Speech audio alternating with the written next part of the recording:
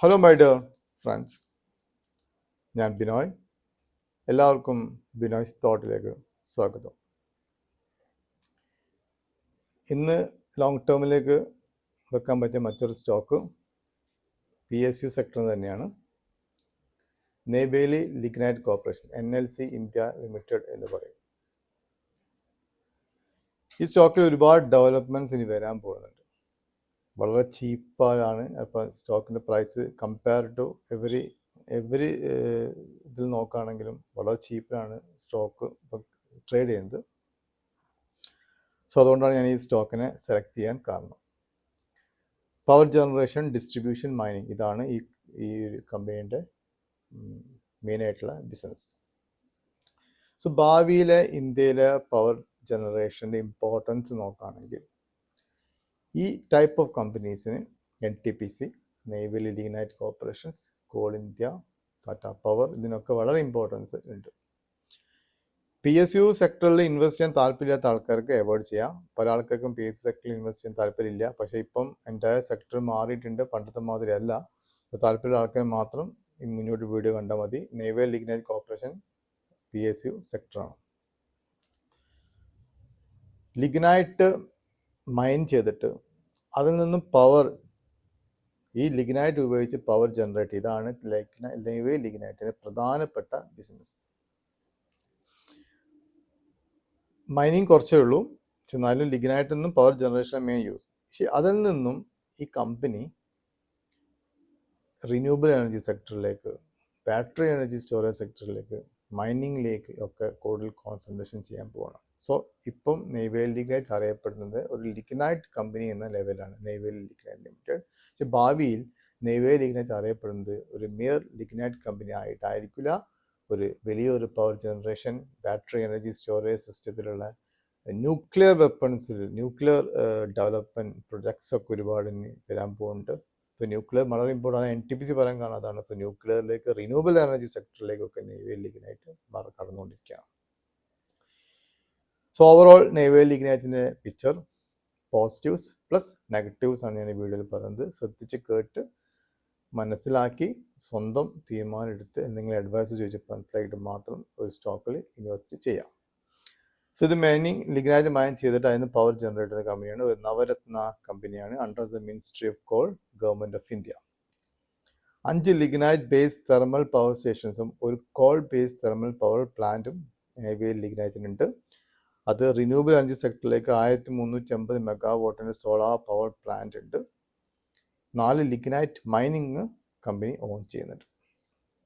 So ഇതിൽ നിന്നും next 3 ഇയേഴ്സിലേക്ക് Neyveli lignite എന്ത് സംഭവിക്കും? അവർ കപ്പാസിറ്റി എക്സ്പാൻഷൻ പ്ലാൻസ് ഉണ്ട്, ഇതൊക്കെ ഡബിൾ ആക്കും. അതായത് റിന്യൂവബിൾ എനർജി സെക്ടറിലും ഈ മൈനിങ്ങിലും ഒക്കെ അവരുടെ പ്രൊഡക്ഷൻ കപ്പാസിറ്റി ഡബിൾ ആക്കാനാണ് നെയ്വേലി ലിഗ്നൈറ്റ് കോർപ്പറേഷൻ തീരുമാനിച്ചത്. അതിന് വേണ്ടിയിട്ടുള്ള ക്യാപിറ്റൽ എക്സ്പെൻഡിച്ചറും കമ്പനി കരുതി വെച്ചിട്ടുണ്ട്. അതിനുശേഷം ഇവർ ഓൾറെഡി പറഞ്ഞു ഡൈവേഴ്സിഫിക്കേഷൻ വീട്ടിലേക്ക് കടക്കാൻ പോവാണ്, ഡൈവേഴ്സിഫിക്കേഷൻ നടത്താൻ പോവാണ്. Battery energy storage system, green hydrogen, ഇതിനു വേണ്ടി 11,223 കോടി ഇൻവെസ്റ്റ്മെൻറ്റ് പ്ലാനാണ് കമ്പനീൻ്റെ ഭാഗത്ത് ഉണ്ടായത്. റീസെൻ്റ്ലി അവരൊരു മെമ്മോറാണ്ടം ഓഫ് അണ്ടർസ്റ്റാൻഡിങ് NPCK ആയിട്ട് സൈൻ ചെയ്തിട്ടുണ്ട് for development of nuclear power projects. So that's also very important. ഇത് സാധാരണ ഡൈവേഴ്സിഫൈ ചെയ്ത് ഒരുപാട് സെക്ടറിൽ കിടക്കുമ്പോൾ ഉണ്ടാകുന്ന ബുദ്ധിമുട്ടുകൾ കുറച്ചുണ്ട്. പക്ഷേ ഈ ഒരു കമ്പനി മാനേജ്മെൻറ്റിൻ്റെ പൊട്ടൻഷ്യൽ നോക്കുകയാണെങ്കിൽ they can handle it very easily എന്നാണ് ഞാൻ മനസ്സിലാക്കിയത്. So transforming from lignite focused company PSU മുതൽ ബ്രോഡർ എനർജി ബേസ്ഡ് കമ്പനിയിലേക്ക്, പവർ സെക്ടർ ബേസ്ഡ് കമ്പനിയിലേക്ക് ഇൻവെസ്റ്റ്മെൻറ്റ് ചെയ്യാനുള്ള പരിപാടി എടുക്കാൻ പോവാണ് company. That is the main thing. ഞാൻ ഈ ഒരു കമ്പനിയിൽ ബെറ്റ് ചെയ്യാനുള്ള കാര്യം, ഇന്ത്യൻ്റെ പവർ ഡിമാൻഡും അതുപോലെ റിന്യൂവബിൾ കപ്പാസിറ്റിയും ഒക്കെ ഡബിൾ ആവാനുള്ള സാധ്യത വളരെ കൂടുതലാണ്. ഈ റിസൾട്ട് എക്സ്ട്രാ ഓർഡിനറി റിസൾട്ടായിരുന്നു. അതായത് കമ്പനിയുടെ ചരിത്രത്തിൽ ഏറ്റവും നല്ല റിസൾട്ടാണ് ലാസ്റ്റ് ക്വാർട്ടർ മാർച്ച് 2026 കമ്പനി കാഴ്ചവെച്ചത്. ഇയർ ഓൺ ഇയർ ബേസിലും ക്വാർട്ടർ ഓൺ കേസ് ബേസിലും ഡിസംബർ കമ്പയർ ചെയ്യുമ്പോൾ, ലാസ്റ്റ് ക്വാർട്ടർ കമ്പയർ ചെയ്യുമ്പോൾ, ലാസ്റ്റ് മാർച്ച് 2025 കമ്പയർ ചെയ്യുമ്പോഴും ബോത്ത് ഇയർ ഓൺ ഇയർ ബേസും ക്വാർട്ടർ ഓൺ ക്വാർട്ടർ ബേസും സെയിൽസിലും, അതായത് റവന്യൂ ഗ്രോത്തും നെറ്റ് പ്രോഫിറ്റ് ഗ്രോത്തും നെറ്റ് പ്രോഫിറ്റ് മാർജിൻ ഗ്രോത്തുമുള്ള കാണിച്ച കമ്പനിയാണ് നെയ്വേലി ലിഗ്നൈറ്റ്. വെറും 3836 കോടി റവന്യൂ കാണിച്ചില്ല മാർച്ച് 2025. റവന്യൂ ഗ്രോത്ത് ഡെവലപ്പ് ചെയ്ത് 5042 കോടിയാണ് സെയിൽസ് കാണിച്ചത്. നെറ്റ് പ്രോഫിറ്റ് വെറും 468 ഉള്ളത് 1481 ഈ ക്വാർട്ടർ, അതായത് near about 200% appreciation compared to last year. Profit margin 17.75 21.53 ഇത് കുറച്ച്. പൊതുവെ ഒരുപാട് കമ്പനി ഫേസ് ചെയ്യുന്ന പ്രശ്നം മാർജിൻ പ്രഷറാണ്. ഇപ്പോൾ RVNലും ഇപ്പോൾ ഫേസ് ചെയ്യുന്ന പ്രശ്നം മാർജിൻ പ്രഷറാണ്. അവർക്ക് സെയിൽസ് ഉണ്ട്, ഓർഡർ ഉണ്ട്, പക്ഷെ അവരുടെ മാർജിൻ പ്രഷർ കാരണം നെറ്റ് പ്രോഫിറ്റ് ഡൗൺ ആണ്. മാറ്റം വന്നാൽ കമ്പനി ഇന്റർനാഷണൽ ഓർഡേഴ്സിലേക്ക് കോൺസെൻട്രേറ്റ് ചെയ്യുന്നുണ്ട്, മാറ്റം വന്നാൽ ആ കമ്പനി മാറും. പക്ഷെ ഇപ്പോഴത്തെ പ്രശ്നം അവർ ഫേസ് ചെയ്യുന്ന മാർജിൻ പ്രഷറാണ്. പക്ഷെ നെയ്വേൽ ലിഗ്നൈറ്റിന്റെ കേസിൽ മാർജിൻ പ്രഷർ ഇല്ല, മാർജിൻ നെറ്റ് പ്രോഫിറ്റ് മാർജിൻ കൂടുകയാണ് ചെയ്തത്. 17.75 21.58 ഇത് കൂടുകയാണ് ചെയ്തത്. നെറ്റ് ക്യാഷ് ഫ്ലോ -378 ഉള്ളത് 524 കോടി നെറ്റ് ക്യാഷ് ഫ്ലോയും കൂടെ കമ്പനിക്ക് വന്നിട്ടുണ്ട്. Revenue growth 30%, profit tax growth 159% ആണ്. ഇതാണ് നെയ്വേൽ ലിഗ്നൈറ്റിന്റെ പോസിറ്റീവ് പോയിന്റ്സ്. ഇത് പറയുമ്പോൾ നെഗറ്റീവ് പോയിന്റ്സും കൂടെ പറയണം. നെഗറ്റീവ് പോയിന്റ്സ് 4 പോയിന്റ്സേ ഉള്ളൂ. അതൊന്ന്, ഇത് PSU കമ്പനിയാണ്. സോ PSUന്റെ എല്ലാ പോളിസി ഡിസിഷൻസും ഗവൺമെന്റ് പോളിസീസും ഒക്കെ ഇതിനെ ഇൻഫ്ലുവൻസ് ചെയ്യും ഈ പ്രൈസിനെ. അതൊരു പ്രശ്നമാണ്. രണ്ടാമത് മാസീവ് കാപ്പക്സ് പ്ലാൻസ് ആണ് ഈ കമ്പനി മുന്നോട്ട് വെക്കുന്നത്. കാരണം അവർ ഡൈവേഴ്സിഫൈ ചെയ്തിട്ടുണ്ട്. ഞാൻ പറഞ്ഞു, battery energy storage system, renewable energy system, nuclear system ഒക്കെ മാറുമ്പോൾ ഒരു massive Capex plan, capital expenditure ഇവർക്ക് ഡിപ്ലോയ് ചെയ്യേണ്ടി വരും, സ്വാഭാവികമായി ഡിപ്ലോയ് ചെയ്യേണ്ടി വരും. ഇതിനെ നല്ല രീതിയിൽ കൊണ്ടുപോകാൻ പറ്റിയിട്ടില്ലെങ്കിൽ കമ്പനിയുടെ ഡെപ്റ്റ് കൂടും. പക്ഷേ ഇതിന് മാനേജ് നല്ലതാണ് തന്നെ, ഫോർ ടൈം ബീങ് ഡെപ്റ്റ് കൂടുള്ളൂ. അപ്പോൾ ക്വാർട്ടർ ടു ക്വാർട്ടർ, ഇപ്പോൾ നെക്സ്റ്റ് ക്വാർട്ടറിലൊക്കെ ചിലപ്പോൾ ഇതിൻ്റെ എഫക്റ്റ് വന്നേക്കാം.